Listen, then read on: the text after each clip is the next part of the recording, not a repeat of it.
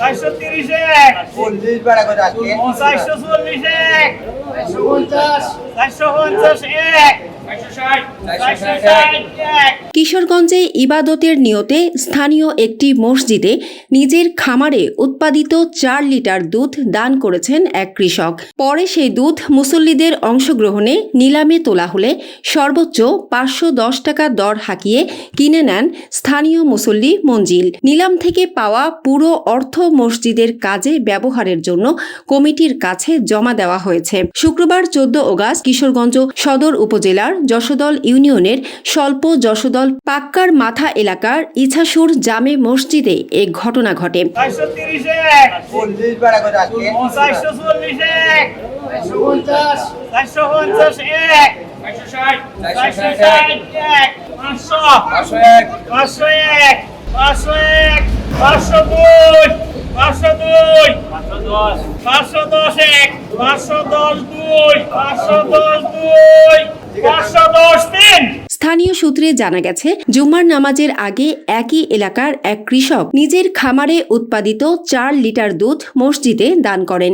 ইবাদতের অংশ হিসেবে নিজের উৎপাদিত দুধের একটি অংশ মসজিদের কাজে দেওয়ার উদ্যোগ নেন তিনি।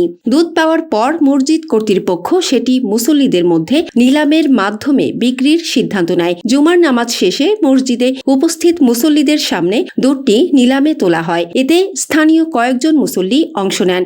এক পর্যায়ে সর্বোচ্চ 510 টাকা দর হাঁকিয়ে মঞ্জিল দুধটি কিনে নেন। পরে নিলাম থেকে পাওয়া 510 টাকা মসজিদ কমিটির কাছে জমা দেওয়া হয়।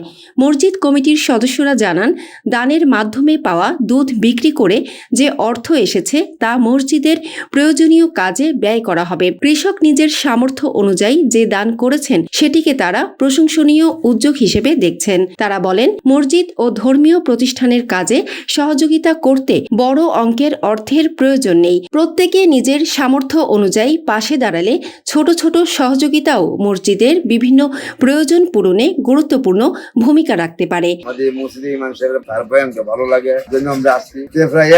প্রায় 15-16 বছর ভিতরে আমি কোনো এই মসজিদে নিলাম পাই নাই যে একটা জিনিস দান করতে, এবার ডাকে বিক্রি করতে। আজকে আমি পাইছি যে আমাদের এই এলাকা আমাদের সবাই ভালো লাগে। আলহামদুলিল্লাহ, আরো নিলাম আসো মসজিদে দান দক্ষিণা করো, এরকম যাতে হয় আমরা এটা চাই। এভাবে নিয়মিত এই আমাদের মসজিদের দুধ বা যাবতীয় অন্য কিছু দান করে, তাহলে মসজিদের সার্বিক কাজের উন্নয়ন হবে ইনশাআল্লাহ। স্থানীয় মুসল্লি রমজান আলী বলেন, কৃষক নিজের উৎপাদিত দুধের একটি অংশ মসজিদে দান করে ভালো একটি দৃষ্টান্ত স্থাপন করেছেন। পরে সেই দুধ নিলামে বিক্রি করে মসজিদের জন্য অর্থ সংগ্রহ হয়েছে।